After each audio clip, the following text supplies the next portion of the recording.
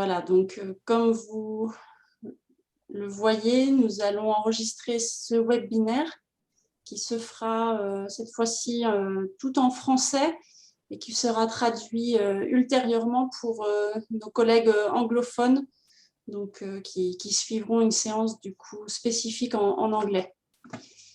Voilà, nous sommes actuellement 21 participants et je vous propose qu'on démarre ce webinaire. Voilà, donc bonjour à toutes et à tous.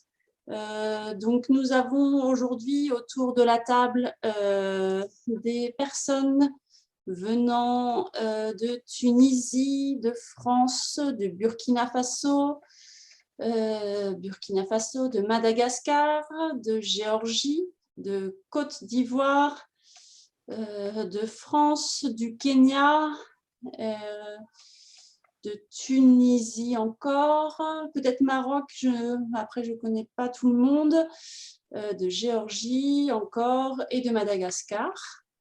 Voilà, donc 22 participants pour le moment.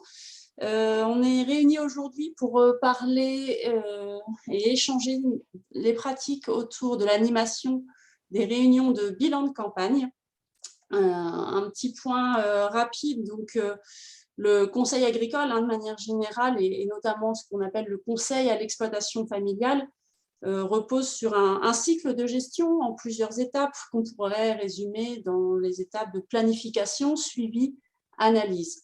Et dans les différents pays où FERT est amené à travailler avec ses partenaires, des méthodes et des outils ont été mis en place par les uns et les autres, parfois voilà, des choses un peu différentes, pour permettre d'accompagner les agriculteurs dans ces étapes de planification, de suivi et d'analyse. Donc l'analyse fait partie de est une étape essentielle car elle permet vraiment de faire le bilan de l'année écoulée et de préparer la campagne suivante.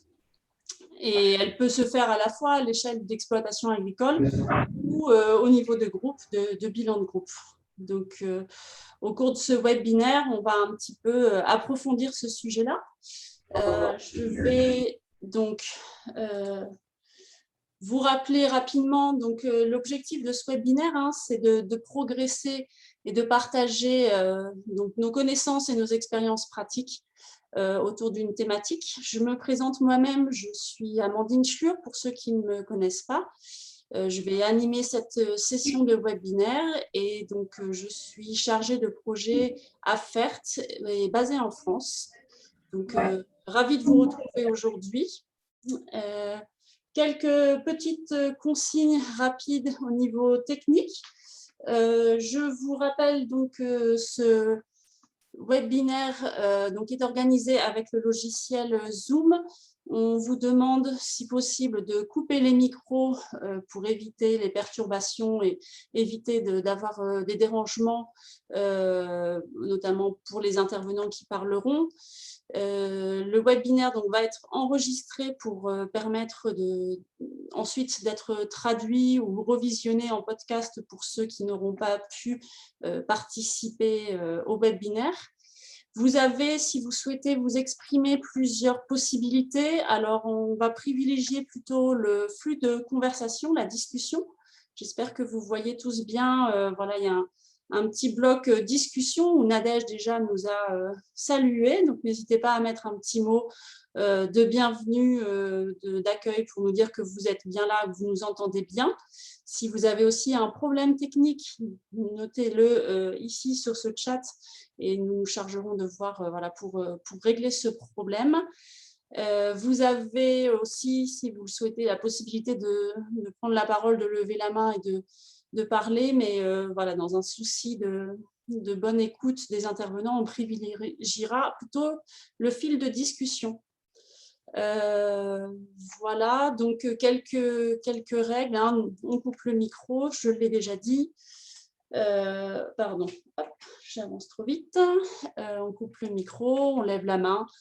Et donc, oui, je vous invite aussi, quand vous prenez la parole, merci de nous donner votre nom, prénom, le pays depuis lequel vous intervenez et l'organisation pour laquelle vous travaillez. Voilà, et puis je pense que c'est à peu près le cas, mais n'hésitez pas aussi à vous renommer pour qu'on vous identifie bien dans la liste des participants. Pour des soucis de connexion dans les différents pays, on va limiter l'usage de la vidéo aux personnes qui parlent, puisqu'on a déjà à la fois l'écran partagé avec le diaporama et donc la personne qui parle.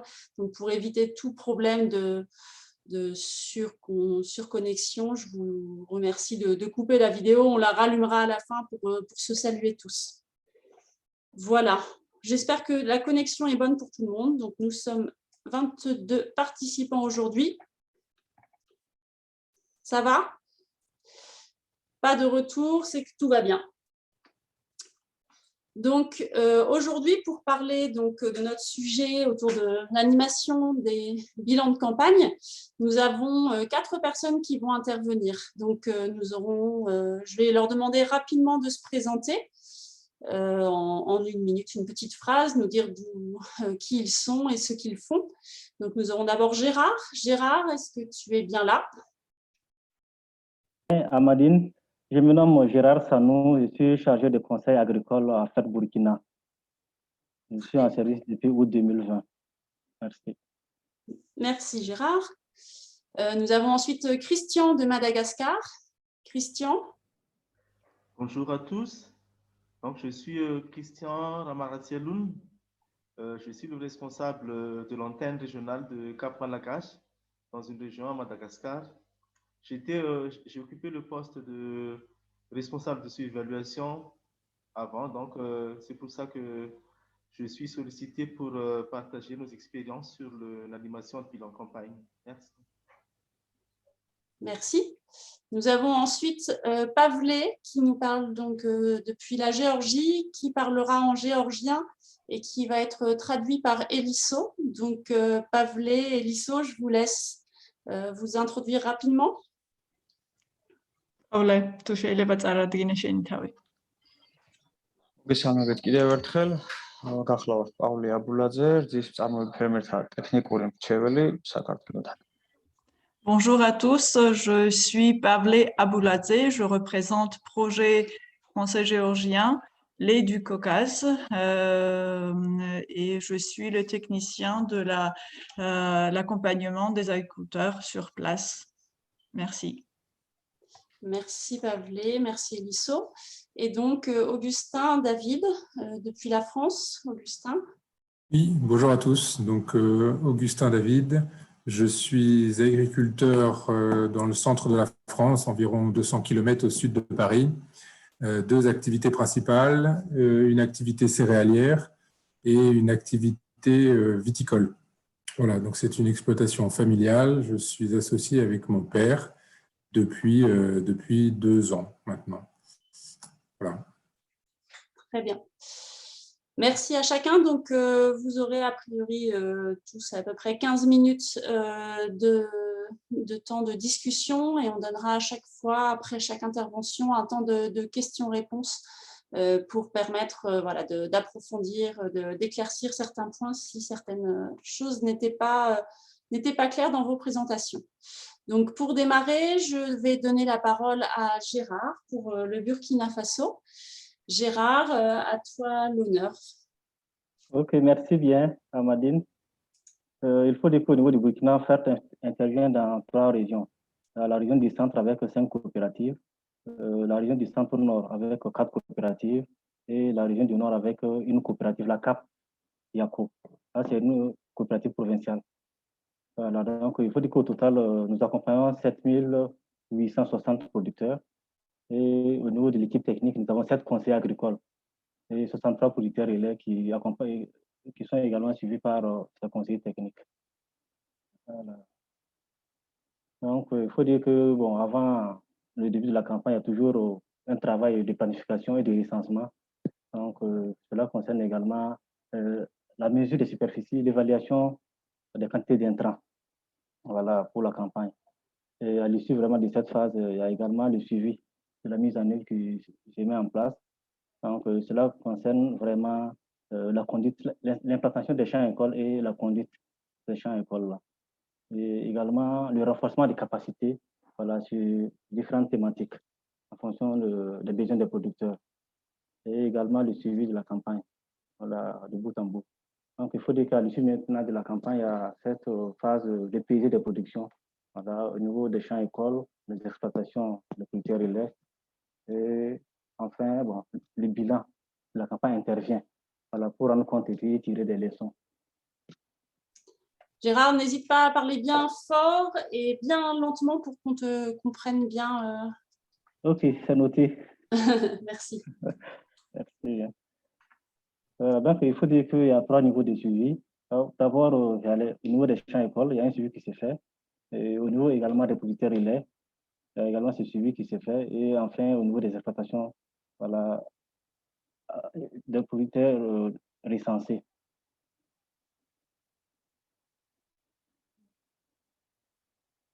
Donc, il faut dire qu'après cela, donc, il y a un travail de préparation. Après, en fin de campagne, bien sûr. Donc, il y a le remplissage des fiches qui concerne vraiment les aspects de superficie cultivée, des quantités récoltées, des variétés, de rendement. Donc, à l'issue vraiment de cette collecte, voilà, donc, il y a la phase de saisie de ces données. Et enfin, il y a également l'analyse de ces données chiffrées. Voilà. Donc, il y a toujours des comparaisons par rapport à l'année précédente. Et les indicateurs suivis qui sont essentiellement la superficie, le volume de production, les rendements et les marges. Il y a également cette analyse qualitative aussi qui porte vraiment sur la grosseur et la couleur des grains, la résistance des plants aux maladies, leur tolérance également au stress hydrique. Je pense qu'il y a déjà un modèle de tableau que les producteurs et les renseignent à l'issue de la campagne. Donc, également, voici un modèle de tableau également. Ça concerne également les champs écoles. Donc, il y a un peu le nombre par site, également les variétés et les rendements. Voilà. Donc, vous voyez un peu les différentes zones, dans la zone moyenne et puis zone soudano-sahélienne. Ça, c'est en fonction de la pluviométrie. Voilà. Merci.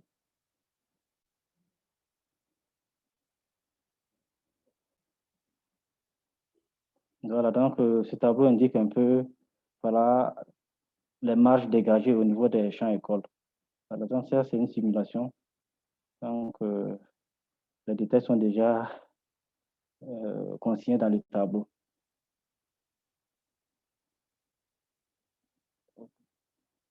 Donc, en ce qui concerne l'animation des bilans de campagne, il faut dire que c'est fait vraiment par le conseiller de l'OP. Voilà, donc qui présente les différents résultats issus des champs écoles. Voilà, également des producteurs, des résultats issus des fiches des producteurs relais et également des exploitations de producteurs recensés. Voilà, donc essentiellement les participants sont les producteurs relais eux-mêmes. Voilà, les responsables des champs écoles. Bon, les responsables des champs écoles, ce sont ceux-là voilà, qui donnent les sites voilà, pour la conduite des outils. Également, les élus des OP, c'est-à-dire les présidents, secrétaires et trésoriers plutôt, voilà, qui sont participants à ces bilans de campagne. Également, les meilleurs producteurs qui sont là aussi pour témoigner un peu, voilà, pour un passage d'expérience en fait. Voilà, donc en moyenne ici, il faut dire que ces bilans regroupent 20 producteurs. Voilà, donc, et puis, à l'issue de ces bilans, chaque producteur relais voilà, organise une restitution voilà, auprès vraiment des autres producteurs dans sa zone.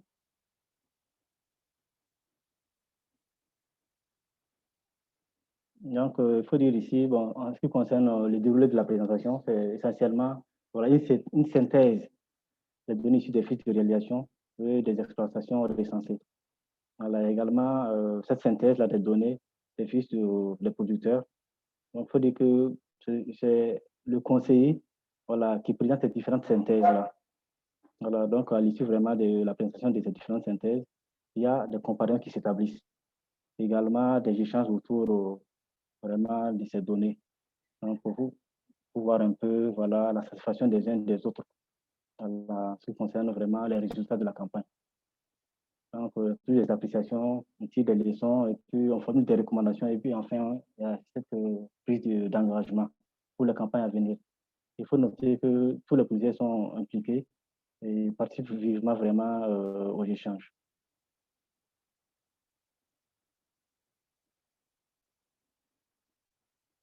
Voilà, donc ici, on a un modèle de tableau voilà, qui fait un peu le classement entre les producteurs pilotes ou producteurs de l'air selon voilà, le rendement, selon la production.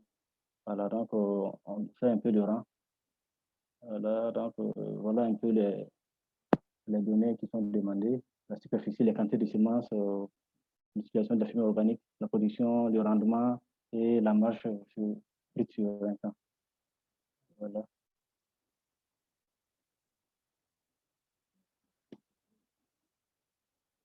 D'accord, donc il faut dire ici que ces bilans rencontrent vraiment des facteurs de succès, il faut le dire ainsi, parce que bon, la qualité des résultats qui se dégage au moment des bilans, c'est également cette prise de conscience voilà, de la qualité des résultats technico-économiques et le classement des producteurs pilotes selon le rendement et la production, et le témoignage aussi des meilleurs producteurs lors de ces bilans.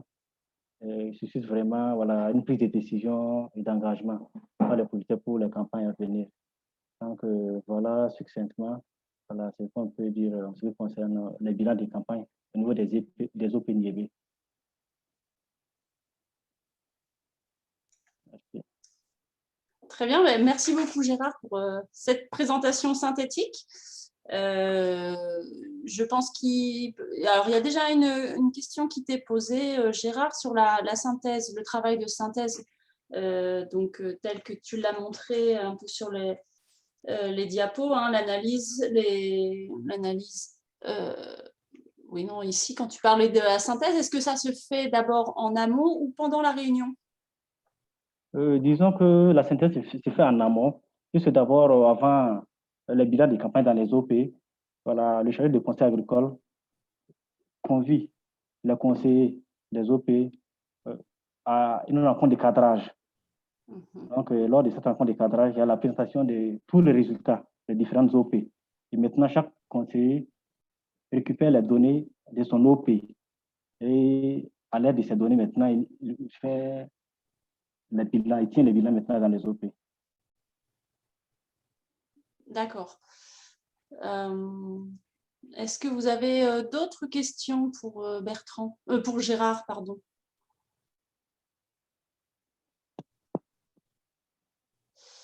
Alors, moi, oui.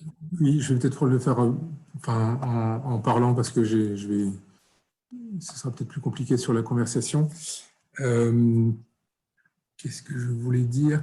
Est-ce que, parce que j'essaie de comprendre un peu quels sont les différents échelons. Est-ce ça fait quand même beaucoup de producteurs, plus de 7000. Ensuite, il y a les coopératives avec des conseillers. Est-ce que vous arrivez à avoir les données, parce que j'ai compris qu'il y avait des fiches producteurs avec rendement, surface, etc. Alors, est-ce que vous arrivez à avoir tous les producteurs et comment ça va jusqu'à l'échelon individuel? Et est-ce qu'il y a une fidélisation, entre guillemets, assez importante des producteurs, ou est-ce que d'une année à l'autre, finalement, ou d'un groupe à l'autre, c'est jamais les mêmes? Parce que ça fait une zone quand même très importante. Alors, est-ce que vous arrivez à suivre vraiment des groupes de producteurs, comment dire, un peu toujours les mêmes, ou est-ce que d'une année à l'autre, ça... Est-ce qu'on parle que de là, on est d'accord? Ok, merci bien. Disons que le suivi est effectif auprès des producteurs. Alors, au moins, au niveau des recensements, on a au moins la moitié par OP. Voilà, donc les producteurs, ils font vraiment le recensement des producteurs en début de campagne, voilà, avec un certain nombre de renseignements, comme la superficie. Ils font des mesures également auprès des derniers. Voilà, la superficie, voilà, la quantité d'intrants, voilà, à utiliser pour la campagne, et bien d'autres informations. Et c'est en fin de campagne maintenant qu'ils font vraiment l'évaluation, les PG vraiment de ces productions. Voilà, donc il faut dire quand même que tout au long de la campagne, le suivi est vraiment effectif. Voilà, c'est vrai que bon, ils n'arrivent pas à couvrir, à suivre tous les producteurs par OP, mais bon, ils arrivent quand même à couvrir la majorité. Voilà, je le dire.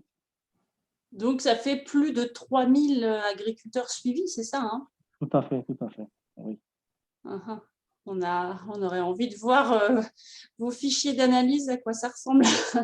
C'est un bel enjeu logistique, oui. 3000 analyses, ça fait beaucoup de données, j'imagine. Oui. Ouais. Oui, donc la question de la fidélisation, Gérard, est-ce que c'est toujours les mêmes d'une année sur l'autre qui le font? Est-ce que vous arrivez à comparer? Oui, disons que régulièrement, ce sont les mêmes producteurs. Voilà, seulement la différence est surtout au niveau des superficies. Voilà, parce que chaque année, ce n'est pas forcément la même superficie qui sont exploitées.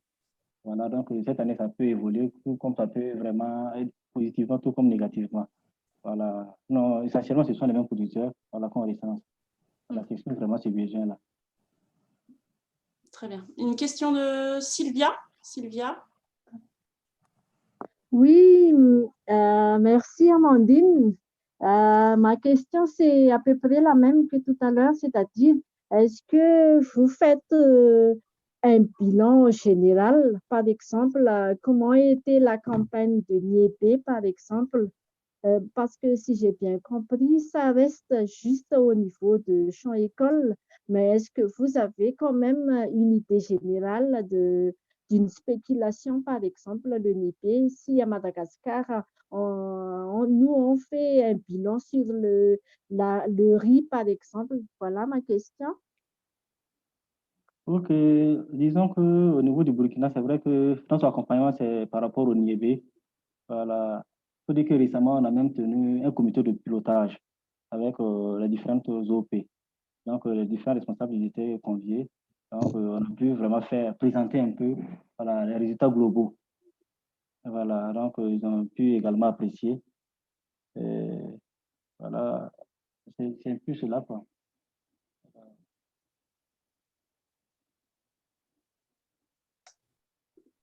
Très bien. C'est bon, Sylvia? Ça répond à ta question? Oui, oui, merci. Est-ce qu'il y a d'autres personnes qui souhaitent intervenir? Une question à Gérard? Alors, si c'est bon, je vais remercier Gérard pour son intervention et je vais donner la parole du coup à Christian pour nous parler de l'expérience au niveau de Cap Malagache à Madagascar. Merci. Merci Gérard et à toi la parole Christian. Merci Amandine de m'avoir donné la parole. Donc, pour Cap Malagache, j'aimerais bien entamer sur une brève présentation de Cap Malagache. Cap Malagache est une organisation paysanne spécialisée qui emploie des conseillers agricoles, des techniciens. Actuellement, 60 conseillers agricoles répartis dans 9 régions sur les 22 régions de Madagascar. Ces conseillers agricoles sont accompagnés par des responsables techniques régionales. Donc, il y a 10 responsables techniques régionales.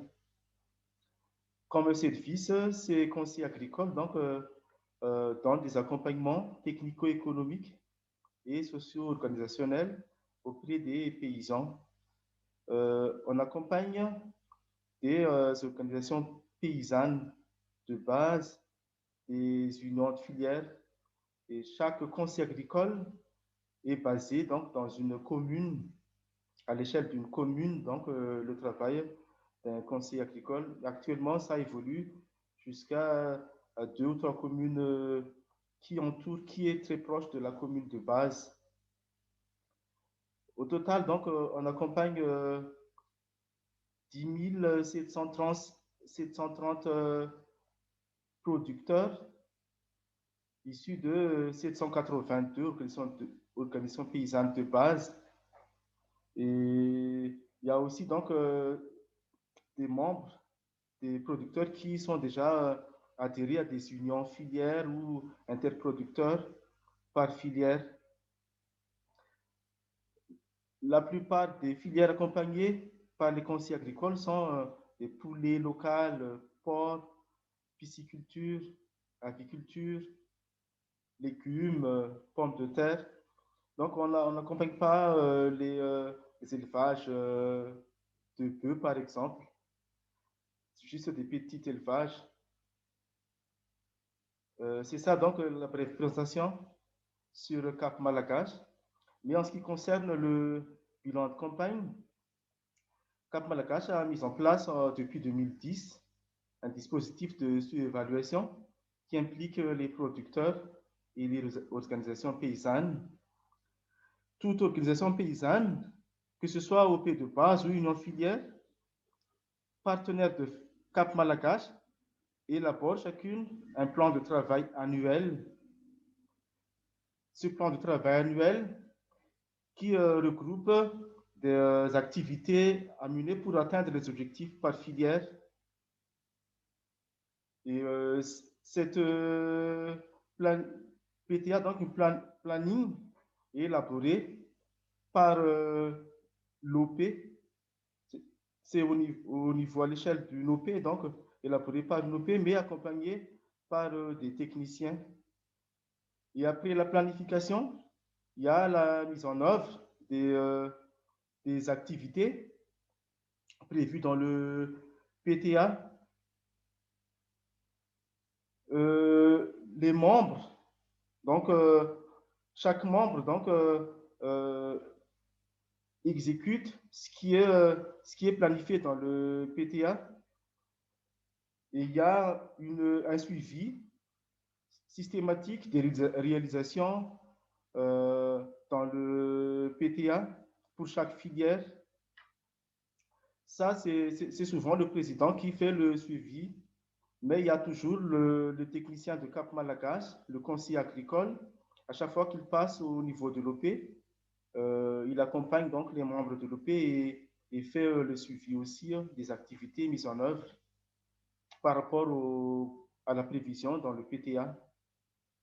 Et après la mise en œuvre, à la fin du campagne, donc, un bilan de campagne donc, est jugé nécessaire pour mesurer l'effet des activités énumérées dans le PTA sur la capacité technique des producteurs et leur production, et aussi de comparer le résultat de cette campagne par rapport à la précédente campagne. Le bilan campagne donc est toujours accompagné par le technicien. Tant qu'il est là, donc il accompagne toujours les producteurs à préparer le bilan campagne. Et après l'analyse, à la fin du plan de campagne, donc il y a l'analyse participative qui conduit à l'élaboration d'un nouveau PTA. Cette analyse donc permet aux producteurs de prendre une décision pour améliorer leur prochaine campagne. Pour la préparation du plan de campagne, il y a donc les producteurs et les conseillers agricoles qui travaillent ensemble. Mais de leur côté, donc, chacun donc, prépare pour le producteur, par exemple, un membre de l'OP qui remplit et tient à jour le tableau de bord depuis le début de la campagne jusqu'à la fin de la campagne. Donc, il remplit un tableau de bord, que ce soit la surface cultivée, et après, au moment de la récolte, il collecte aussi donc la production et le stockage, par exemple, le produit stocké. Et après, il y a aussi le président de l'OP qui vérifie, comme j'ai dit tout à l'heure, de vérifier le PTA, est-ce que les activités sont bien réalisées. Et le président et le membre du bureau organisent après une réunion. Il prépare une réunion et convoque les membres à y assister. Donc là, c'est une réunion au niveau d'une OP. De son côté, le conseiller agricole vérifie systématiquement le cahier d'enregistrement, le tableau de bord, à chaque passage donc auprès de l'OP. Et il vérifie la véracité, est-ce que les données sont vraies par rapport à la surface, est-ce que le rendement, est-ce que vraiment bien calculé ou bien exagéré. Et s'il y a quelqu'un donc qui a fait un enregistrement technico-économique, Ce producteur remonte donc les données au niveau du conseil agricole et lui, il fait l'analyse et calcule le calcul de marge brute. Après, il revient auprès du paysan pour faire une petite restitution. C'est ça donc la préparation de chaque côté. Mais après, les producteurs et conseillers, donc, font une réunion ensemble pour préparer le tableau de bord, calculer la somme des produits de la production ou la somme des surfaces et aussi donc comparer les données de la précédente campagne par rapport à la campagne actuelle et font ensemble donc une pré-analyse. Donc avant la réunion, ils font ensemble une pré-analyse des données et ils préparent aussi un producteur qui a eu un bon résultat, un succès donc, pendant la campagne pour faire un témoignage.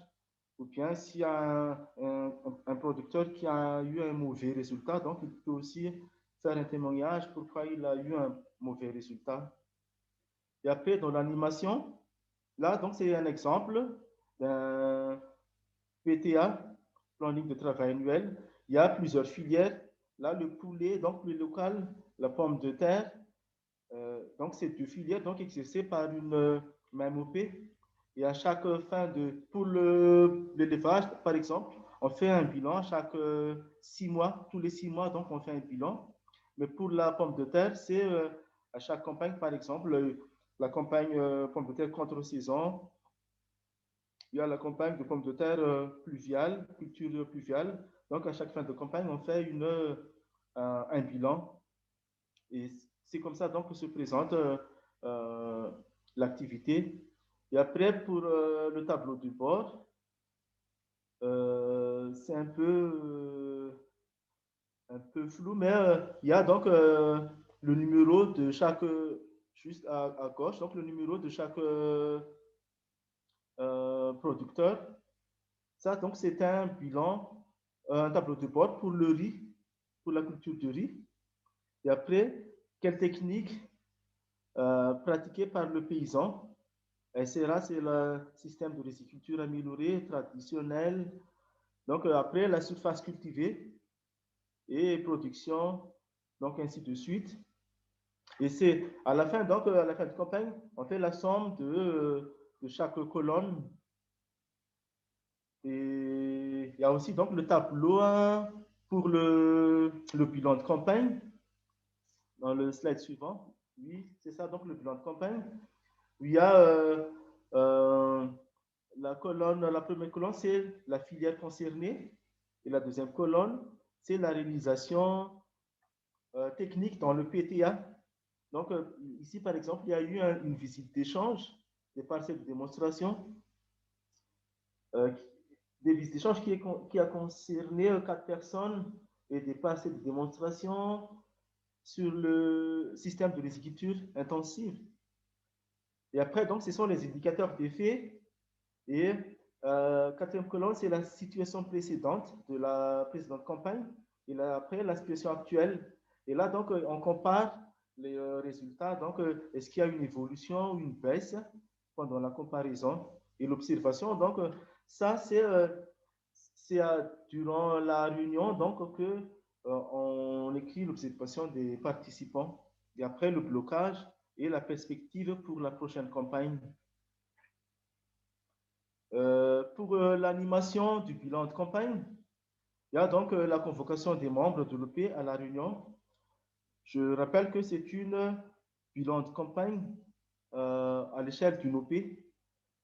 Donc, tous les membres de l'OP sont donc invités, même ceux qui n'ont pas pratiqué la filière, pour qu'ils puissent constater, voir, est-ce que après le bilan, il faut s'intéresser aussi à la pratique donc, de la filière. Donc, le président de l'OP présente le tableau d'évaluation par le président. Et donc, le président présente le tableau d'évaluation comme le schéma. À côté, donc, il y a le monsieur qui est debout, donc, qui présente. il y a le technicien qui aide. Celui qui écrit, donc c'est le technicien qui aide le président donc, à écrire sur l'emballage. Et après, une fois que les données sont donc bien présentées, il y a une analyse participative des résultats, le pourquoi des bons et des mauvais résultats. Tout le monde donc y participe et partage leurs problèmes rencontrés. Et après, ils cherchent une solution ensemble face aux problèmes. Et dans la recherche de solutions, c'est souvent, il y a des solutions qui peuvent être donc appliquées localement, mais des solutions aussi qui sont un peu à long terme, qu'il faut chercher donc des partenaires pour le faire. Et après, donc, après la recherche participative des solutions, il y a la restitution des instruments technico-économiques. Et là, juste une remarque, ce n'est pas tout le monde qui fait l'instrument technico-économique, mais c'est souvent les personnes qui savent lire et écrire. Mais par contre, on accompagne ces personnes qui sont illettrées à comprendre leur exploitation et leur aider à calculer les pertes ou les bénéfices pendant la campagne. Et voilà, donc, en général, l'animation du bilan de campagne. Pour la recommandation donc, à retenir, c'est que les producteurs donc, doivent être formés sur l'utilisation des outils, que ce soit PTA ou tableau de bord ou autre outil donc utilisé pour, pendant la collecte et le bilan de campagne. Et il faut bien remplir aussi donc, les outils. La vérification systématique des outils, du remplissage des outils aussi, est très important pour qu'on puisse mener à bien donc, le bilan à la fin de campagne. Et le bilan de campagne doit être réalisé avec les membres. Il faut que tous les membres donc, soient présents lors du bilan de campagne. Et il faut aussi qu'il y ait un paysan, c'est un producteur qui fait l'animation pour que le dialogue soit donc bien fluide entre les producteurs. Et enfin, donc, ici, ce n'est pas comme celui de Burkina Faso tout à l'heure. Ici, donc, c'est régional et Château-Nopé. Donc, le bilan est un peu donc, très restreint. Mais n'empêche qu'au niveau des techniciens, on fait la compilation donc, dans notre système de suivi-évaluation, on fait la compilation de toutes les communes d'intervention dans une région. Et après, ça remonte au niveau de la coordination et il y a donc une consultation à la fin. Voilà. Merci à tous. Merci beaucoup, Christian, pour ces explications et tous ces détails. Alors, il y a eu quelques questions pendant ton intervention. Au moment de la planification, quand vous faites en fait l'étape, alors si je reviens sur la slide en question, quand tu nous parlais de planification, est-ce que vous planifiez des objectifs de volume de production? Et en fait, du coup, oui, derrière, est-ce que les OP derrière ont un intérêt à se mettre d'accord sur les objectifs qu'elles vont produire? Oui, en fait, chaque producteur donc, a son propre objectif en termes de volume de production et il consolide les objectifs par personne et qui devient donc ensuite l'objectif de l'OP en termes de volume. Et c'est toujours cet objectif en termes de volume de production qui donc conduit les producteurs à chercher les moyens pour y parvenir, comme les activités ou d'autres moyens. D'accord.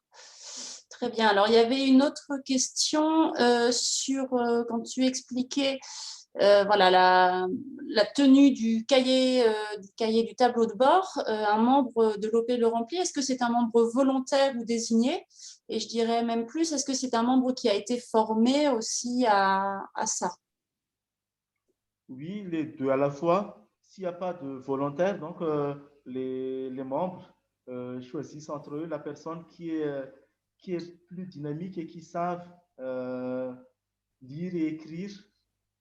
Là, donc, une fois que désigné ou on connaît la personne qui est volontaire, donc on fait la formation. C'est le conseil agricole de proximité donc, qui fait la formation sur l'utilisation de l'outil, comment remplir les outils. Très bien. Alors là, je saute une question pour profiter du coup des tableaux qui sont ici. Donc une question sur la véracité des informations, notamment le taux d'adoption. Comment arrivez-vous à faire pour vérifier qu'il y a un taux d'adoption? Ah non, c'est même la slide suivante, voilà, ici. Comment vous arrivez à savoir le taux d'adoption sur le SRI, par exemple? Peut-être que la proximité est telle que le conseiller connaît déjà les chiffres de ceux qui adoptent. Oui, donc le membre d'une OP est souvent entre 15 personnes à 20 personnes. Donc, parmi ces 20 personnes, ce n'est pas tout le monde qui font le SRI. C'est souvent à peu près le moitié ou voire même moins de ça, puisqu'il y a toujours des conditions. Donc, les conseillers agricoles, quand ils font donc, les visites individuelles des membres de l'OP, ils visitent aussi donc, les exploitations de chaque producteur. Et il y a aussi les présidents de l'OP et celui qui se charge donc de la tenue du tableau de bord, qui fait donc le suivi sur le terrain. Est-ce que les itinéraires techniques sont bien respectés ou non? Donc, c'est lui donc qui vérifie est-ce que c'est bon ou c'est pas encore sérieux. C'est peut-être essaiera si c'est pas encore tout n'est pas encore respecté. Donc, il y a un suivi. D'accord. Et donc, il y avait encore une question donc, sur la mobilisation des producteurs. Est-ce que globalement, la mobilisation des producteurs lors de ces réunions est bonne? Oui, en fait, les OP de base les membres des OP de base habitent souvent donc, dans un même village. La plupart, donc, c'est plus facile donc, de regrouper les membres et aussi les personnes qui font l'animation. Donc, ce sont souvent des personnes qui sont déjà connues et ont des renommées dans le village et plus écouter aussi. Donc, c'est facile de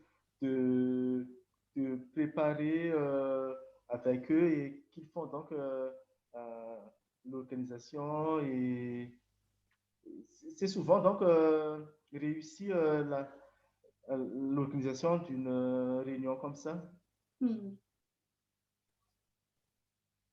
Est-ce que ça répond à la question ou bien Je ne sais pas. Oui, je pense que ça répond. Bon, tout à fait, merci. Je ne sais pas si d'autres personnes ont des questions pour Christian sur l'expérience de Madagascar. Sinon, je pense qu'on a bien fait le tour. Je vais donc donner maintenant la parole à Pavlé et Elisso.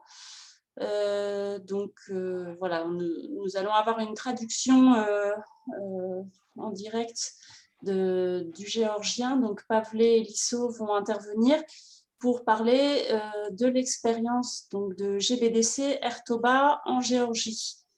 Pavlé, Elisso, à vous la parole. Oui, merci Amandine. პავლე გისმენთ. დავიწყოთ. მოხარული ვარ პირველ რიგში, რომ აქვს საშუალება გავაცნო წარმოვიდგინო ინფორმაცია ჩვენი საქმიანობის შესახებ. Je suis heureux de vous présenter des activités qu'on mène avec FERT en Géorgie. როგორც გითხარით, გახლავართ საქართველოსთან. კონკრეტულად ჩვენ ვართ სამცხე-ჯავახეთის რაიონიდან, რომელიც შედგება 6 რაიონიდან და დაახლოებით 156,000 მაცხოვრებლისგან.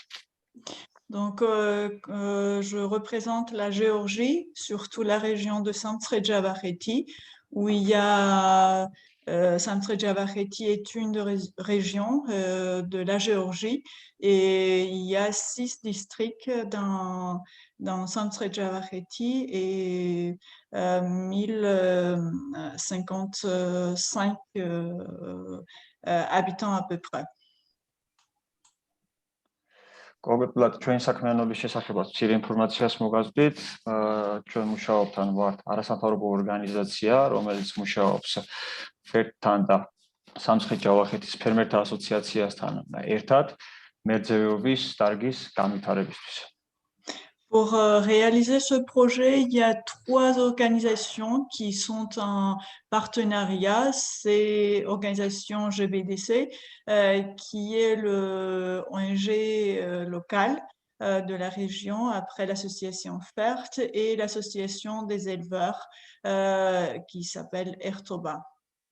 ასოციაციაში არის 80 ოფიციალური წევრი და გარდა ამისა, ჩვენ მათ გარდა კიდევ სხვა არაწევრ ფერმერებთანაც მუშაობთ, რომლებიც არიან ძირითადად წარმოდგენილი 3-დან 40 პირუტყვამდე და 60. Dans l'association des éleveurs de Samtskhe-Javakheti, il y a 80 membres et il y a à peu près 30 éleveurs qui attendent être adhérés. Ces agriculteurs, ils ont des vaches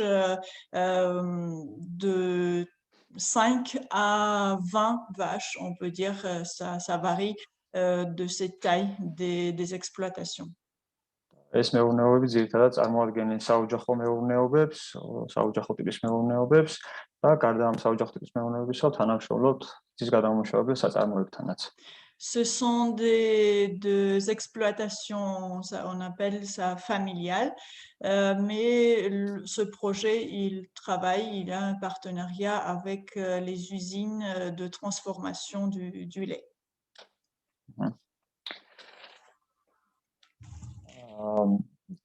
ჩვენ დღევანდელი შეხვედრის რაც არის აქტივობა, არის ეკონომიკური მონიტორინგი, მისი რაც გულისხმობს თავის თავში, რომ აურიცხავთ ყოველთვიურად ფერმერული მეურნეობების შემოსავლებს და ხარჯებს.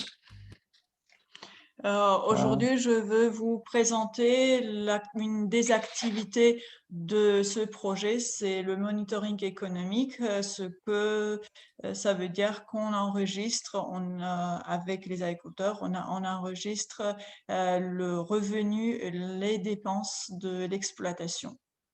რომლის მიზანიც არის, რომ ფერმერებს დავანახოთ რიცხვებზე დაყრდნობით მათი მეურნეობის განვითარების, ასე ვთქვათ,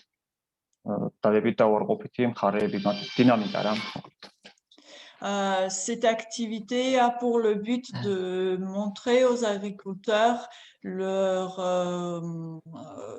évolution de leurs exploitations. ეს გახლავს ამ აქტივობის განვითარების პროცესი 2018 წლიდან დაიწყო და დღესაც მიმდინარეობს აქტიურად.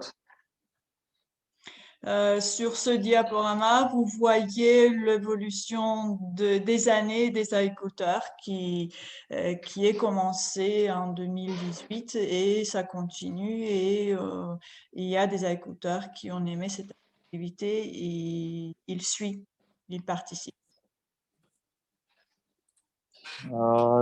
ეს აქტივობა ძირითადად გავყავით 3 ეტაპად. ესენი არის ინფორმაციის შეგროვება, ანალიზი და შეჯამება. Cette activité, il est en 3 phases. Ça représente 3 phases. C'est la collecte des informations, après l'analyse des données et après la restitution et la discussion entre le participant. შეგროვება ინფორმაციის შეგროვებაზე როგორც გითხარით ხდება ყოველთვიურად და ეს იქნება პირდაპირ შეხვედრებით თანამედროვე ტექნოლოგიების გამოყენებით ეს სოციალური ქსელები იქნება თუ სხვადასხვა გზებით. Si on revient sur la collecte des informations, c'est une fois par mois que les techniciens fait la collecte des informations chez les agriculteurs, soit individuellement, soit en direct, par SMS, par email. და ინფორმაციის შეგროვებაში არის ჩართული არა მხოლოდ ერთი ადამიანი, კონკრეტული ფერმერი, არამედ მთლიანად მეურნეობის ნებისმიერი სხვა წარმომადგენელიც. Collecter des infos peut présenter et collecter toutes les personnes qui travaillent dans l'exploitation. ანალიზს რაც შეეხება, ანალიზი ხდება ფერმერთან ერთად ხოლმე, როცა ვავსებთ ინფორმაციას ყოველი თვის ბოლოს, ამის შემდეგ ინფორმაცია შეგვაქვს Excel-ის ფაილში, რომელსაც შემდეგში ვნახავთ. Quant à l'analyse des données, dès qu'on a des informations durant la fin de mois, on enregistre toutes ces infos dans une fiche Excel, ce que vous verrez un peu plus tard. ანალიზის დროს, ანუ ვაკვირდებით რიცხვებს, ვადარებთ გასულ თვეს, წინა წლის მონაცემებსაც მათ შორის, იგივე მეურნეობაში, თუ რა შეიცვალა. Pendant l'analyse, on enregistre des informations, des données, des chiffres et on compare pareil pour l'année passée.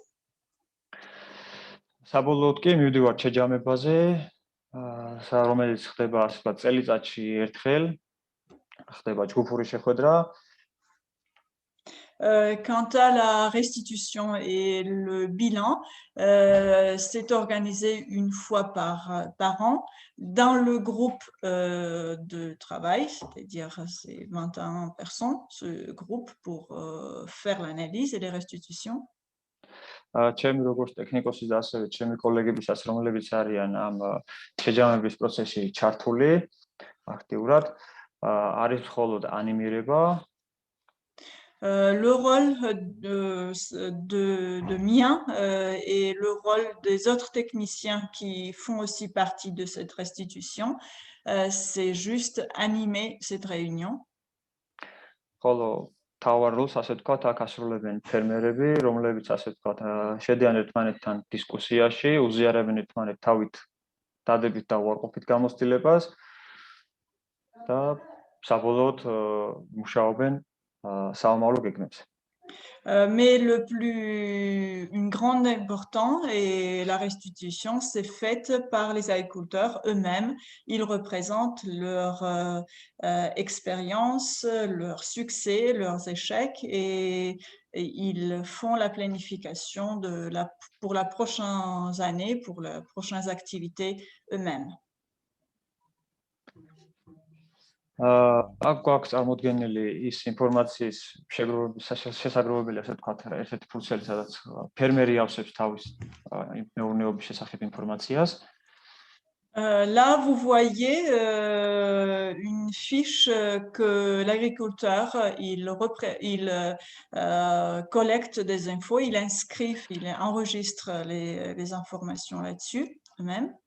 რომელიც ანუ შექმნილია, ინსპირებულია, ასე ვთქვათ, BTPL-ის მიერ. Ce fichier est fait avec l'organisation BTPL. ამ გზით შეგროვებული ინფორმაციას შემდეგი next ამანდინ. შემდეგი შეგროვებული ინფორმაციას უკვე გადმომაქვს აქ Excel-ის ფორმაში, სადაც ვამუშავებთ მთლიანად და თავს ვუყრით, ასე ვთქვათ, მთელი ამ ყველა მეურნეობის ინფორმაციას. Et les données, ce que vous voyez, les informations, tout ce que vous avez vu sur le diaporama précédent, on enregistre dans ce que vous voyez tout de suite et fait l'analyse et se représenter comme ça après.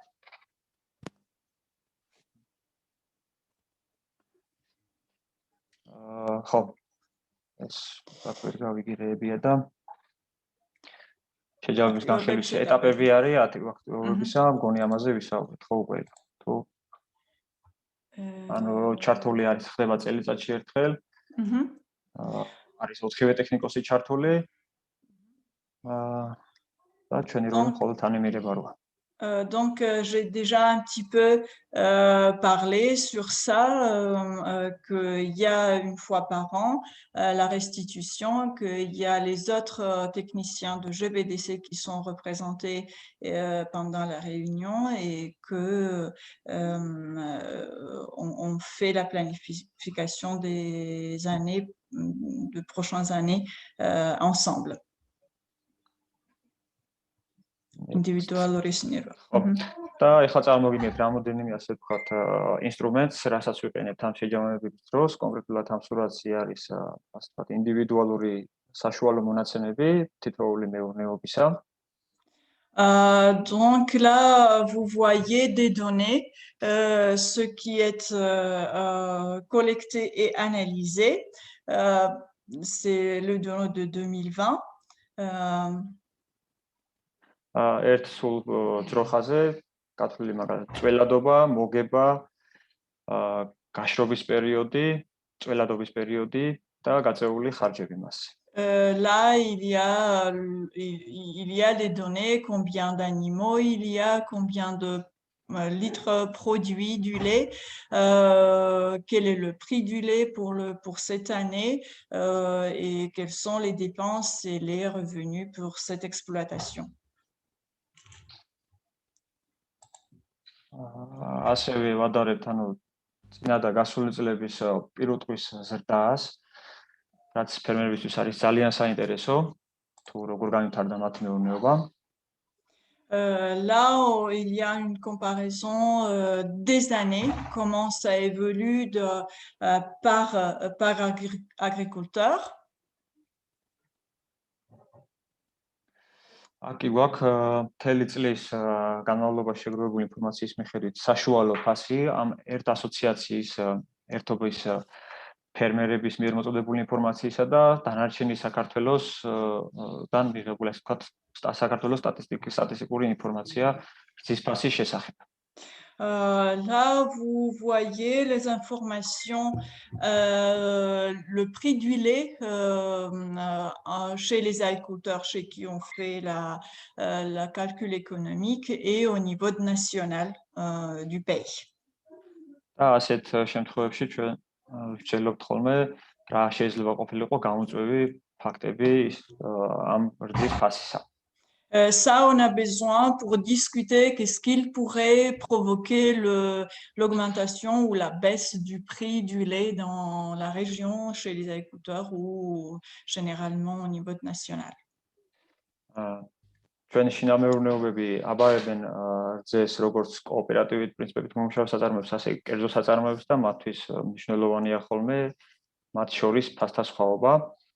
Le prix du lait est intéressant pour les agriculteurs parce qu'il y en a qui vendent leur lait aux usines de la région et il y en a qui transforment eux-mêmes chez eux. C'est pour ça, pour eux, c'est très intéressant le prix du lait.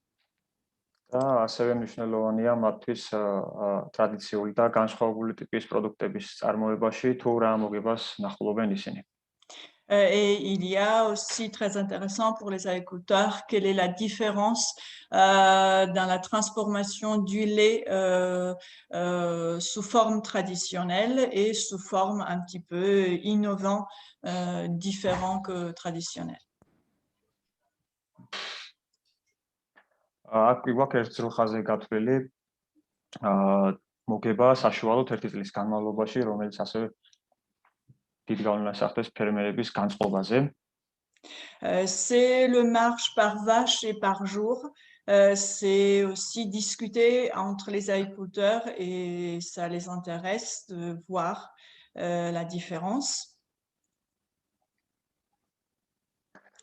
და საბოლოოდ ამ იმიდან რესტრიქციიდან ასე ვთქვათ, ჩვენ ვიღებთ ფერმერი იღებს აი წარმოდგენილი შედეგები, რაც გაძლევს საშუალებას, რომ მოახდინოთ შეცდომების იდენტიფიცირება და ვიზიოთ დაშვებული შეცდომების გამოსწორების გზები და აი ეს რაც არის კიდე ინფორმაცია მათ მეურნეობებში დინამიკის შესახებ.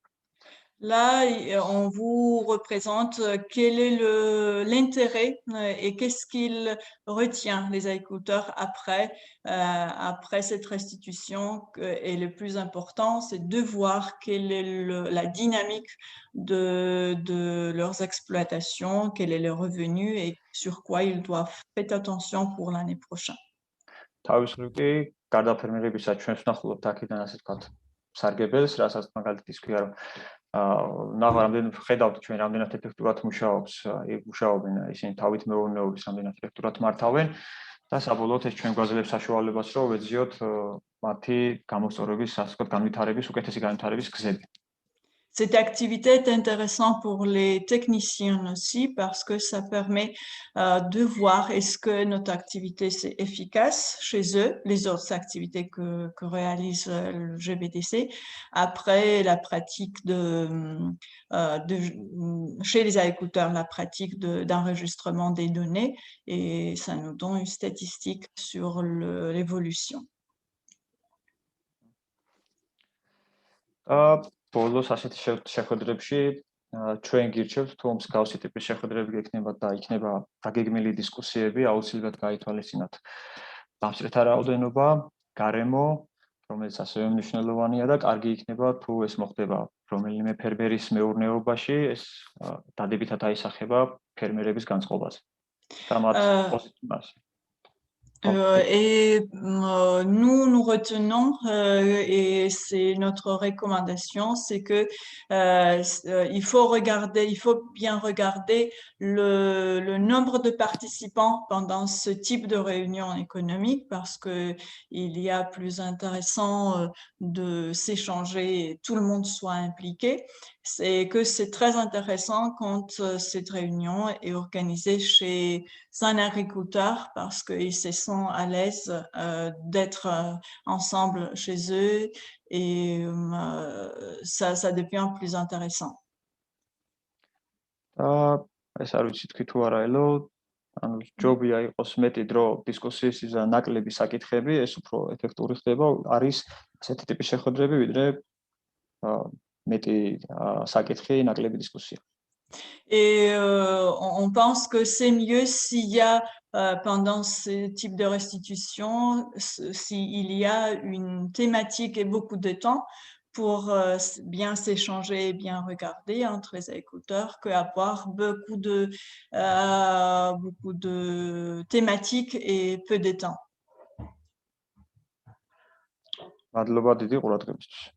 Merci beaucoup pour votre attention.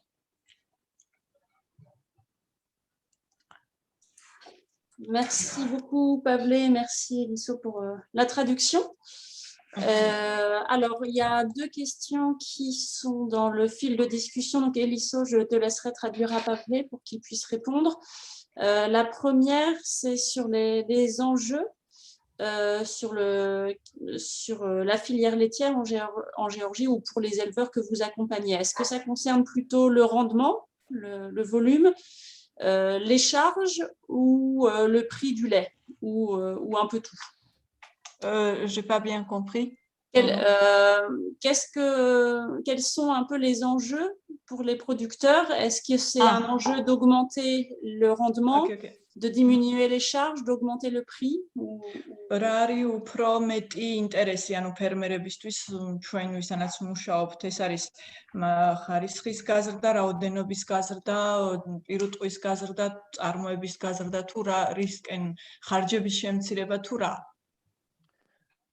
ну ხარჯების შემცირებას ფიქრობენ ამაზე იქიდან გამომდინარე, რომ იციან, რომ თუ ხარჯებში ამცირებენ, ამით რძის რაოდენობას დაიკლებს და შესაბამისად მერე ხარისხიც.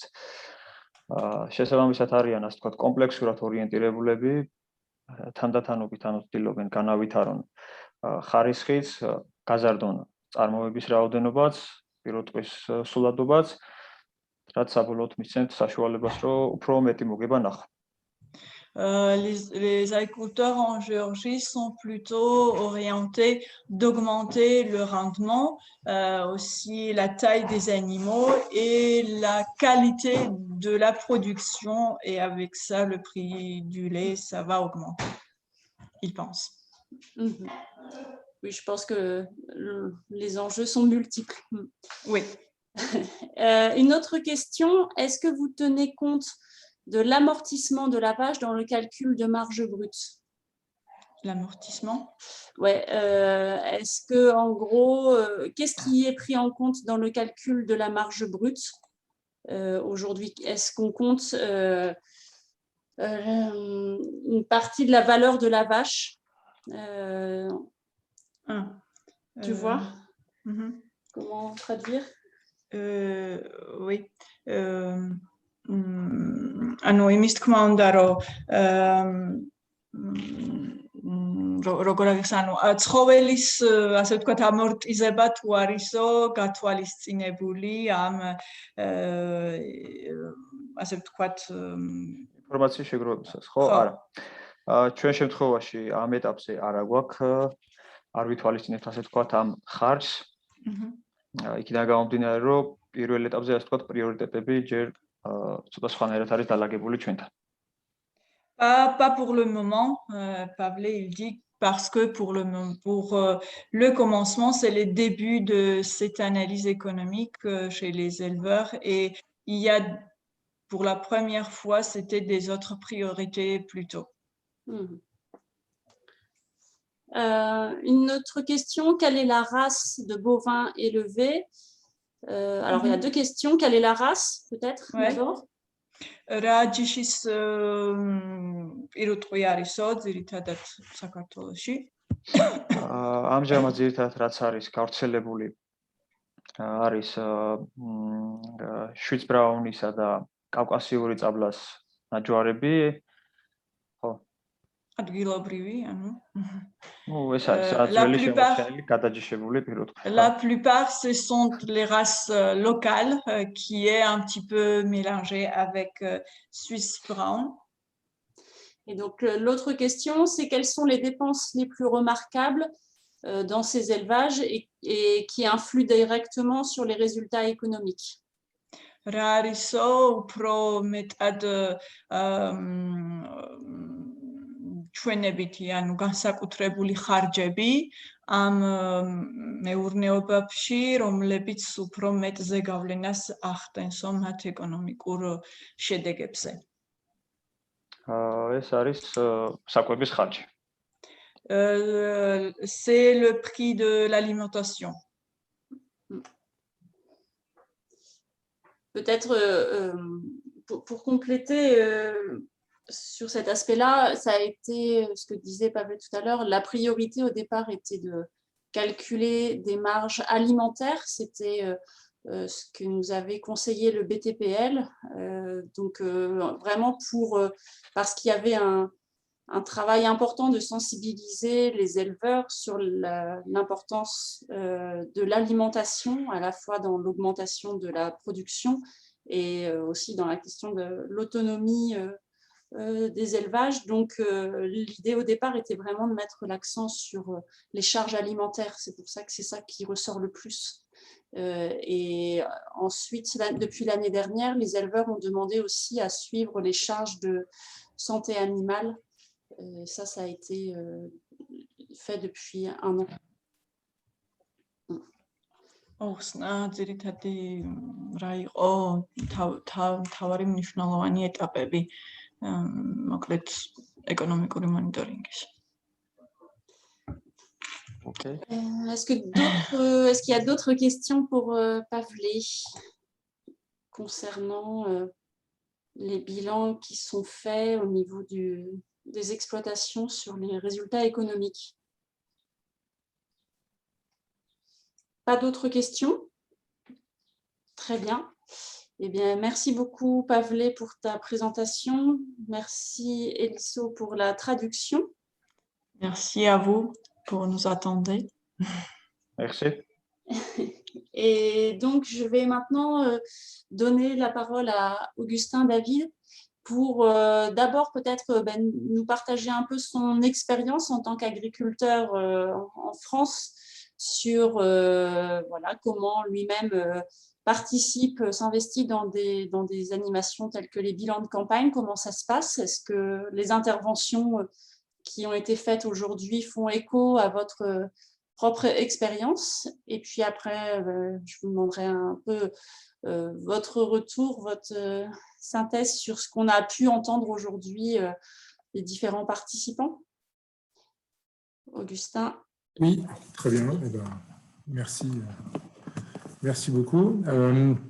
Alors, écoutez, nous aussi, on fait des bilans de campagne de différentes manières et avec l'appui de différentes organisations agricoles. Donc, je vais plutôt vous parler de la partie céréalière, parce que la partie viticole est un petit peu plus particulière. Je pense que les grandes cultures, ça vous parlera plus. Donc, quand je dis céréales, en tout cas sur mon exploitation, je parle notamment du blé, qui est la culture principale. On a aussi de l'orge, du maïs, du soja, parfois du colza, parfois des lentilles. Bon, voilà, les grandes cultures de manière générale. On est irriguant, donc on a la possibilité de faire du maïs et du soja. Et donc, pour cette partie grande culture, le groupe qui s'apparente le plus finalement à ce que j'ai pu entendre, c'est un groupe de développement qui dépend des chambres d'agriculture. C'est un groupe qui est présidé, administré par les agriculteurs de ma localité. Donc, on va dire c'est dans un rayon d'une 30aine de kilomètres. Donc, c'est quand même assez petit. Je pense qu'il y a une centaine d'agriculteurs inscrits dans ce groupe, mais d'agriculteurs qui participent régulièrement, on est beaucoup moins nombreux. Et donc, il y a un certain nombre de visites de parcelles chez les uns et chez les autres tout au long de la campagne agricole. Donc ça, c'est pour la partie, on va dire, suivi technique. Mais ensuite, il y a soit une assemblée générale où on donne un peu les grandes lignes de l'année. Mais bon, voilà, ce qui s'apparente le plus à un bilan de campagne, c'est un groupe, enfin en tout cas un sous-groupe du groupe de développement là, qui est plus orienté sur les résultats technico-économiques. Donc là, en général, on est une quinzaine, une douzaine, 12-15. On remplit un certain nombre de formulaires, donc un peu comme ce que j'ai vu défiler depuis tout à l'heure. Hein. Alors, ça se fait généralement par parcelle, donc on indique évidemment la culture, l'itinéraire technique, les rendements, etc. Et le prix auquel on a réussi à vendre chaque culture. On a un autre fichier dans lequel on renseigne l'ensemble de nos charges, notamment les charges de structure, c'est-à-dire toutes les charges fixes liées à l'exploitation.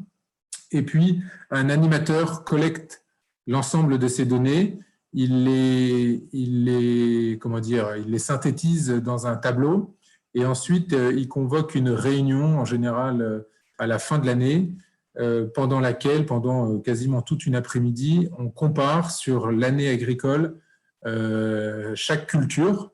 Donc, on commence par faire les liens entre les aléas climatiques qu'on a eus, par exemple, ou les difficultés techniques, et puis les résultats des uns et des autres, en comparant les différentes options ou solutions qu'on a choisies. Et puis, une fois qu'on a fait ce tour des cultures, on discute des éléments qui nous paraissent assez importants pour l'année. Et puis, on réfléchit quand on a des problèmes un peu structurels, on réfléchit collectivement à voir comment améliorer la chose. Par exemple, quand on a une culture qui fonctionne plus, ce C'est le cas, nous, ces dernières années, avec le colza, par exemple, qui est très important dans nos rotations. On a de plus en plus de mal à faire cette culture, donc collectivement, on se dit, bon, bah, comment on fait pour remplacer le colza? Et donc, voilà, on essaye avec l'appui du technicien qui se renseigne avant et puis qui prend des informations techniques à droite et à gauche. On essaye de se poser des questions et puis de voir comment on peut régler ça. Voilà, donc ça, je pense que ça s'apparente quand même assez directement à ce que vous faites dans vos différents contextes. Après, c'est toujours délicat entre agriculteurs. Parler de technique, c'est une chose. Bon, déjà, dire ces rendements réels, parfois, on a tendance à tricher un peu entre nous. Tout le monde n'est pas toujours, ne joue pas forcément toujours le jeu. Et alors, quand on parle économie, voire même revenus, alors là, c'est encore un peu plus compliqué. Tout le monde n'a pas forcément envie de dire exactement les résultats qu'il a eus. Donc, il y a une question de contexte. Donc, ce qu'on fait à 50 dans un champ, on peut pas, plutôt ce qu'on fait à 10 dans une salle entre nous, on ne peut pas le faire à 50 dans un champ, etc. Il y a une question de contexte. Et quelque part, donc moi, j'utilise ce groupe-là pour comparer les résultats de mon exploitation par culture et puis surtout, en fonction de mon modèle, c'est-à-dire j'ai un certain nombre d'hectares, mes objectifs en fonction du potentiel de mes terres, c'est à peu près tant, et donc je vais essayer d'aller me comparer avec des gens qui ont à peu près la même chose que moi. Ça ne sert à rien, entre guillemets, de se mettre ou de se comparer, ou en tout cas d'aller chercher des objectifs qui sont complètement incohérents par rapport au potentiel de nos terres ou de nos bêtes, etc. Et donc là, c'est important de bien corréler les charges qu'on va engager en fonction du potentiel que l'on a. Bon, voilà, donc ça, c'est un premier groupe. Ça se fait une fois par an, même s'il y a d'autres réunions tout au long de l'année. Moi, c'est celle-ci, en tout cas, qui m'apporte le plus. Et puis après, en fait, toutes les organisations agricoles organisent un petit peu ce genre de bilan. Mais j'aime bien aussi, on a une association locale qui regroupe des agriculteurs, mais là, c'est plutôt des jeunes agriculteurs, donc c'est des gens de ma génération. On ne fait pas forcément de bilan très technique de la campagne, mais par contre, là, comme on se connaît bien, on est de la même génération, vous savez, parfois, il y a on ne va pas dire des barrières, mais entre la génération d'au-dessus et la génération d'au-dessous, on ne se dit pas forcément les mêmes choses. Et donc, ça permet aussi là d'avoir un bilan avec, une approche un peu plus globale de l'agriculture, du métier. On se pose aussi la question de savoir comment évolue le métier et vers quoi on veut aller, puisque derrière les résultats économiques et derrière les résultats techniques, il y a aussi quelque part notre équilibre de vie, évidemment nos revenus, mais aussi la manière dont on veut faire évoluer nos exploitations. Et ça, c'est souvent des choses un petit peu plus personnelles qu'on ne donne pas forcément dans un contexte plus large. Et donc, ça, c'est quelque chose qu'on fait vraiment entre nous. On s'appuie de temps en temps avec des animateurs, mais c'est quelque chose qu'on fait, on va dire, un peu dans la convivialité. Et c'est très important aussi pour compléter les données purement technico-économiques. Alors, je travaille aussi avec une coopérative, et là, encore une fois, ça fait écho à ce que vous disiez tout à l'heure. Alors après, ma coopérative, aujourd'hui, elle est très grosse, elle concerne une grande région de la France, mais finalement, c'est à peu près les mêmes tailles que ce qui a été présenté là, au Burkina ou à Madagascar. Et donc là, c'est important. J'aime bien aller à ces réunions de bilan, mais où on est très nombreux. Donc là, il n'y a pas de participation réelle des agriculteurs. On est plutôt dans la réception d'informations, et ça nous permet d'avoir des données sur l'évolution des marchés, l'évolution de l'organisation de la coopérative, comment on pourra acheter nos intrants, livrer notre grain, le vendre, etc. Donc là, on est plus sur des thématiques de logistique et d'organisation. C'est moins tourné vers l'exploitation individuelle. Voilà, bon, c'est important aussi. C'est les principales comment dire, c'est les principales réunions ou en tout cas principales organisations. Après, bon, il y en a d'autres, mais voilà, c'est les trois qui permettent de faire vraiment le tour d'horizon d'une campagne agricole. Et finalement, il y a beaucoup de points communs avec ce que vous avez dit tout à l'heure.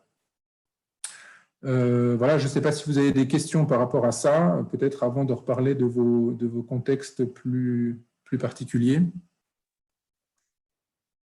Des questions dans l'Assemblée, j'en ai pas vu dans le fil de discussion, mais je trouve que ça complète bien en effet les différentes échelles de bilan de campagne qu'on a pu voir là. On voit là, finalement, on s'y retrouve aussi dans ce que vous dites. S'il n'y a pas de questions, je vous redonne la parole. Oui. Ouais. Bon, alors, c'est pas évident c'est pas évident de me projeter dans vos contextes respectifs. Ce qui est sûr, c'est que bon, déjà il y a des échelles assez différentes. Hein. Je pense que ce qu'a présenté Gérard au Burkina et Christian à Madagascar, c'est sur des échelles. Vous êtes sur des échelles d'animation très importantes. Alors ça ne veut pas dire que ça vous éloigne du producteur, mais quand on est sur des échelles comme ça, les bilans sont à la fois plus lourds à faire, remonter en termes d'information et plus lourds à faire redescendre. Le contexte de Pavlé en Géorgie est pour le coup assez différent. Le groupe d'agriculteurs est plus petit, il a une relation directe avec eux et ça change beaucoup de choses. Mais ça montre quelque part que finalement votre enjeu principal, enfin l'un des enjeux principaux pour pouvoir faire un bilan de campagne, c'est d'avoir les bonnes informations. Et je trouve ça assez, avec, je ne sais plus, 7000 producteurs sur des régions entières. J'imagine combien collecter de l'information comme ça doit être difficile. Et du coup, je pense que dans ces contextes-là, il faut certainement bien se poser la question de quelle information j'ai besoin et pour qui. Parce qu'en tant qu'animateur et voire même en tant que responsable d'animateur, les informations que vous allez collecter, elles vont vous servir à différents niveaux d'évaluation. Ça va être au niveau régional, au niveau provincial, au niveau communal, etc. etc. Et donc, c'est difficile je ne sais pas trop comment vous arrivez à faire redescendre tout ça au niveau local, mais il faut bien se dire que quand on est à la place de l'agriculteur, on ne sait pas trop forcément tout ce qui se passe, ou en tout cas la manière dont les informations sont collectées dans les organisations. Donc vous avez toute cette partie un peu administrative et de synthèse des informations assez colossales. J'imagine que l'un des gros enjeux, c'est de trouver le moyen de faire redescendre ça jusque sur le terrain et au maximum d'agriculteurs et sans trop brouiller les messages, parce que bon, si vous leur parlez de la collecte de la province d'à côté, ça les intéresse, mais on est tous un peu pareils. On est assez centré sur nos intérêts et donc voilà, vous avez certainement un enjeu pour trouver les bons relais. Et c'est un peu pour ça aussi que je posais la question tout à l'heure. 5-6 conseillers pour des milliers de producteurs.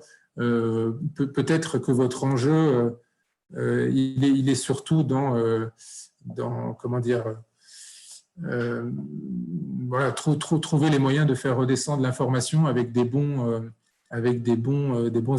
interlocuteurs. Alors, là, je ne connais pas suffisamment bien la manière dont c'est organisé pour aller beaucoup plus loin.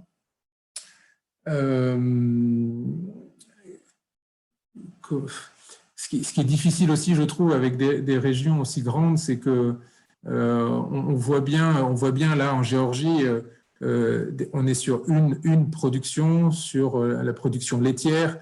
vous arrivez à avoir des informations pour chaque exploitation, pour chaque éleveur, avec des choses assez précises, avec les prix, avec l'alimentation, des marges mensuelles. Donc, vous pouvez définir un peu des objectifs techniques et puis les suivre à quelques dizaines de producteurs, c'est faisable. Sur des régions entières, les problématiques sont forcément un peu différentes. Et donc, il doit y avoir aussi un enjeu à s'adapter aux différentes communes, aux différentes spécificités. Et là, encore une fois, bon, je ne sais pas trop comment vous arrivez à faire remonter ces problématiques qui, de temps en temps, sont peut-être plus au niveau du rendement parce que voilà, dans cette région-là, je ne sais pas, il fait un peu plus chaud, un peu plus sec, un peu plus comme ci ou comme ça. Et puis peut-être que dans d'autres, c'est plus la logistique parce que l'accès est plus compliqué. Bon, voilà, un bilan de campagne, entre guillemets, j'y vais déjà avec dans ma tête les deux, trois problématiques qui me concernent pour mon exploitation. Et puis, je vais chercher des informations à l'extérieur et comparer avec les autres pour voir comment je peux les améliorer. Bon, voilà, là, j'imagine que c'est compliqué. Donc, sûrement qu'il ne faut pas viser le niveau de précision ou que vous ne pouvez pas avoir le niveau de précision au Burkina et à Madagascar que Pavlé, là, peut-être en Géorgie. Mais voilà, peut-être qu'il faut adapter les objectifs au moins dans le retour aux agriculteurs, quoi, pour qu'ils soient quand même mobilisés. Bon, voilà, malheureusement, je ne sais pas si je peux dire grand-chose de plus. C'est passionnant. Il faudrait que je pose une bonne 50aine de questions à chacun pour aller plus loin. Mais en tout cas, bon courage dans votre travail d'animateur et de technicien. Merci beaucoup, Augustin. Je ne sais pas si d'autres veulent réagir, intervenir à cette synthèse. C'est vrai qu'on a essayé en effet dans ce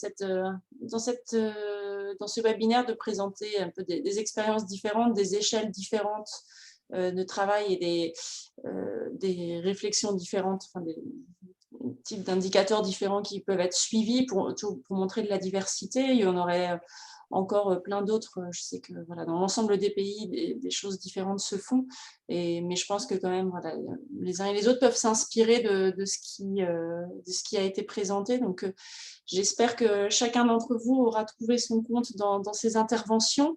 Nos 3 intervenants restent bien sûr, enfin nos 4 intervenants, Augustin aussi, disponibles si vous souhaitez plus de renseignements, si vous souhaitez approfondir, échanger avec eux plus spécifiquement sur la manière de faire. Là, forcément, en 15 minutes, ils vous ont fait quelque chose de rapide pour quand même que vous ayez un aperçu global. Mais voilà, si vous avez plus d'informations, n'hésitez pas à les recontacter. Voilà, donc on va maintenant clôturer ce webinaire.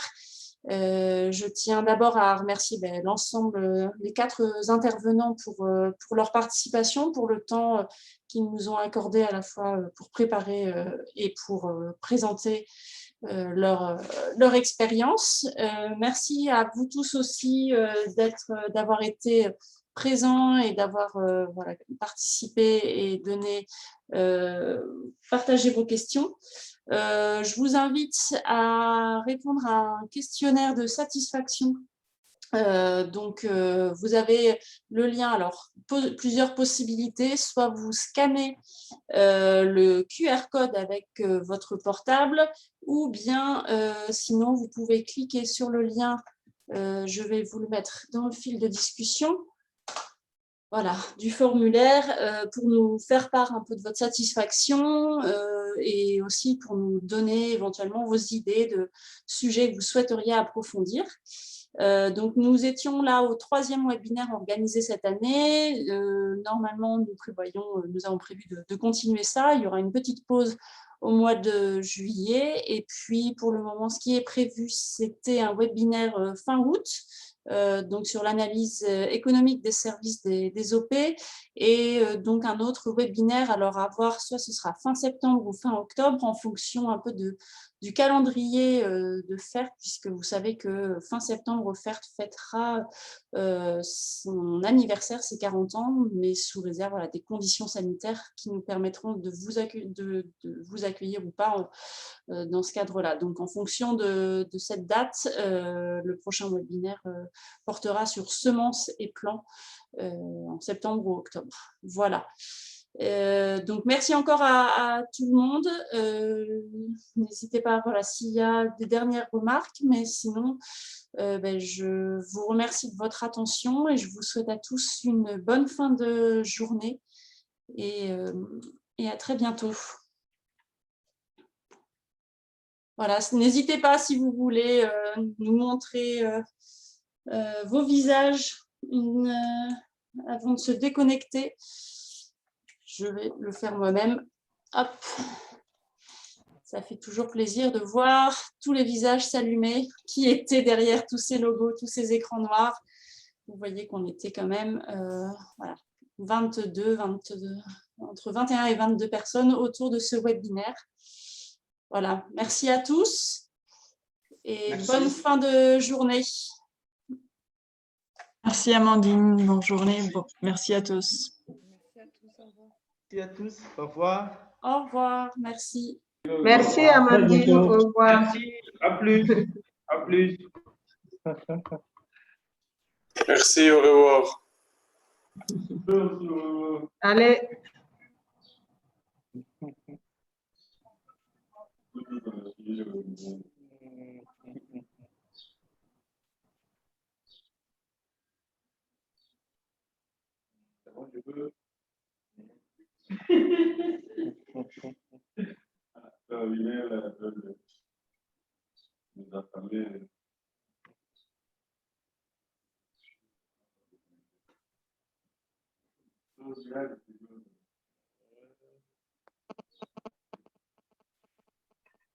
Merci à tous et bonne journée.